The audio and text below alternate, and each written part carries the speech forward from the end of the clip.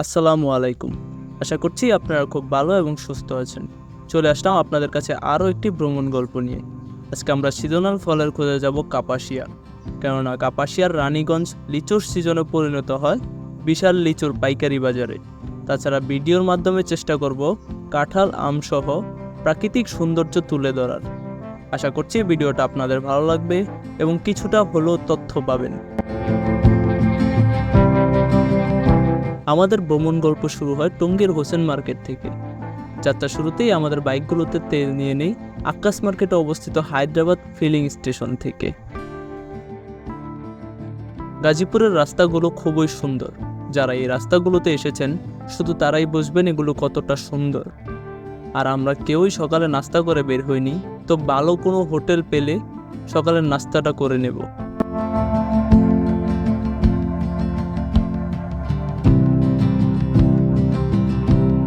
এখন আমরা আছি চাপুলিয়া রোডের ফাউকাল মোড়ে। তো এখান থেকে আমরা আমাদের সকালের নাস্তাটা সেরে নেব। এই যে হোটেল থেকে সকালের নাস্তা সেরে দেন আমরা আবার উদ্দেশ্যে রওনা দেব আমাদের যেখানে যাওয়ার কথা, কাপাসিয়া রানীগঞ্জ ওইখানে। তো ওইখানে যাওয়ার সাথে সাথে আমরা পাশাপাশি আরও কিছু জায়গায় যাওয়ার প্ল্যানিং করছি। দেখা যাক, যদি যাই তাহলে অবশ্যই আপনাদেরকে দেখাবো। তো চলুন আগে নাস্তাটা সেরে নেই।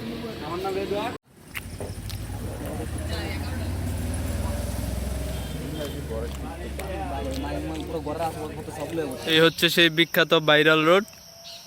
তো এটা হচ্ছে চত্বর বাজার থেকে উত্তর দিকে। তো এটা দিয়ে আপনি রাজেন্দ্রপুরও উঠতে পারবেন, তাছাড়া এটা দিয়ে কাপাসিয়াও যাওয়া যায়। তো আমরা কাপাসিয়া যাব সোজা রাস্তা দিয়ে, আর বামের যে রোডটা আছে ওইখান দিয়ে গেলে রাজেন্দ্রপুর ওঠা যায়।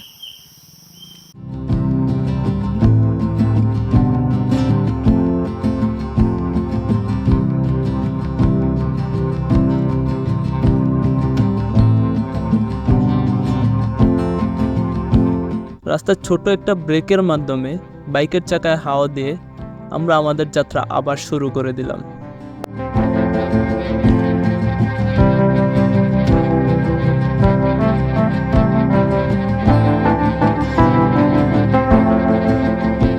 আমরা এখন আছি কাপাসিয়ার বাস স্ট্যান্ডে, আর এটি হচ্ছে বঙ্গতার শহীদ তাজউদ্দিন আহমেদ চত্বর। সকলেই জানার কথা, তাজউদ্দিন আহমেদ ছিলেন আমাদের বাংলাদেশের প্রথম প্রধানমন্ত্রী। তাজউদ্দিন আহমেদের বাড়ি কাপাসিয়া উপজেলার দরদরিয়া গ্রামে অবস্থিত। প্রাকৃতিক সৌন্দর্য উপভোগ করতে করতে আমরা অবশেষে রানীগঞ্জ বাজারে চলে আসি।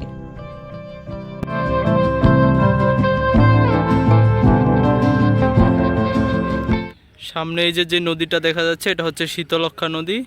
এটার ওই পারে হচ্ছে নরসিংদী, আর এই হচ্ছে কাপাসিয়া রানীগঞ্জ বাজার।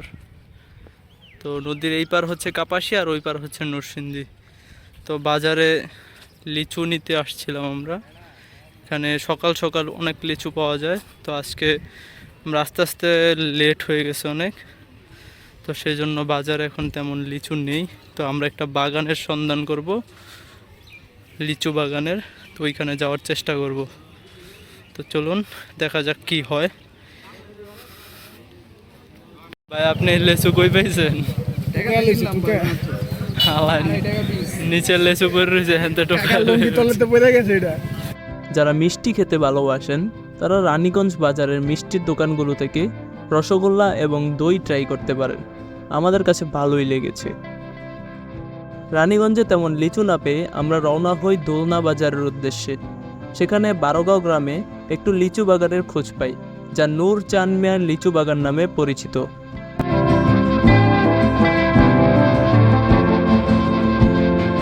লিচু বাগান পর্যন্ত পৌঁছানোর আগেই গ্রামের স্থানীয়দের কাছে জানতে পারি সব বাগানের লিচু শেষ। তো আমরা একটি কাঁঠাল বাগানে অবস্থান করি।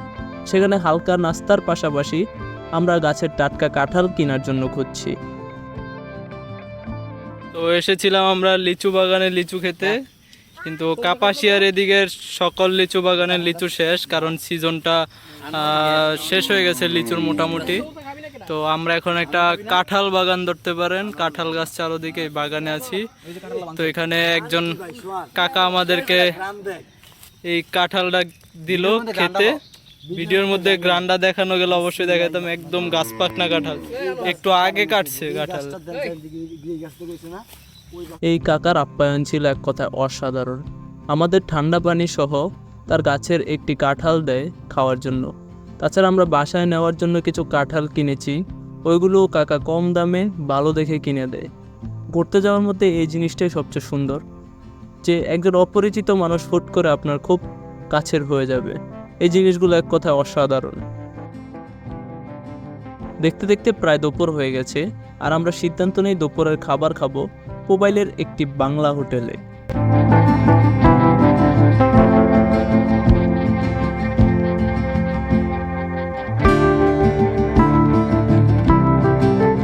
আমরা আজকে যেই হোটেলে খেতে এসেছি এটি মোবাইল বাদন বাজার থেকে একটু ভিতরের দিকে।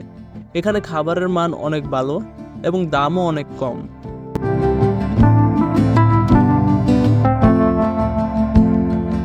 এই হোটেলে খেতে হলে আপনাদের অবশ্যই দুপুর 2টার মধ্যে আসতে হবে, আর তা না হলে এখানে অনেক আইটেমই শেষ হয়ে যায়।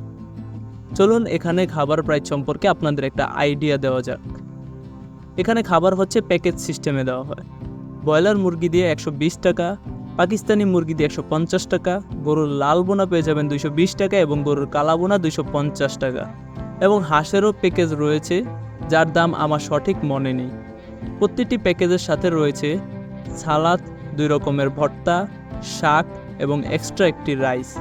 আমরা নিয়েছি 150 টাকার পাকিস্তানি মুরগির প্যাকেজ। এক কথায় অসাধারণ টেস্ট। যদিও আবহাওয়া অনেক গরম থাকায় আমাদের অবস্থা খারাপ হয়ে গেছে।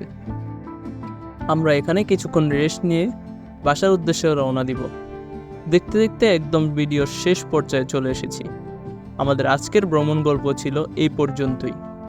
আবার দেখা হবে খুব শীঘ্রই নতুন কোনো ভ্রমণ গল্প নিয়ে।